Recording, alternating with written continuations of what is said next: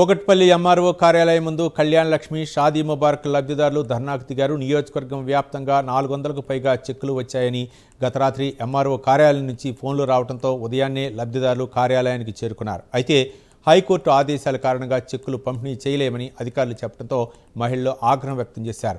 High court ఆదేశాలు ఉంటే చెక్కులు వచ్చాయని తమకు ఫోన్లు ఎందుకు చేశారని ప్రశ్నించారు.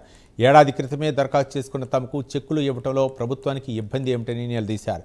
చెక్కులు ఇచ్చే వరకు కార్యాలయం నుంచి వెళ్లేదే లేదంటూ భీష్మించుకొని కూర్చున్నారు. అధికారుల వైఫల్యం కారణంగానే తాము ఇబ్బందులు పడుతున్నామని లబ్ధిదారులు ఆరోపించారు.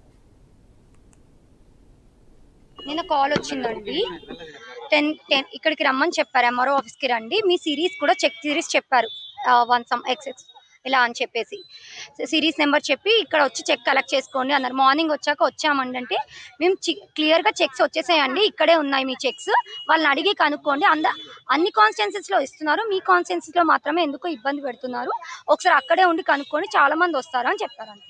అదే చెప్పారు. ఇక్కడికి వచ్చాక వాళ్ళు వచ్చారండి, వచ్చి మాకు చెక్స్ వచ్చాయండి కానీ 1 week బ్యాకే వచ్చాయని చెప్పారు.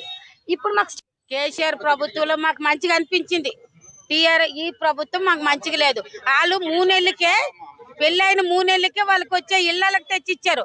మేము రోడ్లు ఎక్కవలసి వచ్చింది 2 సంవత్సరాలు పెట్టి, 2 years అయింది మేము పెట్టి, పిల్ల పుట్టి కూడా 5 నెలలు అయింది.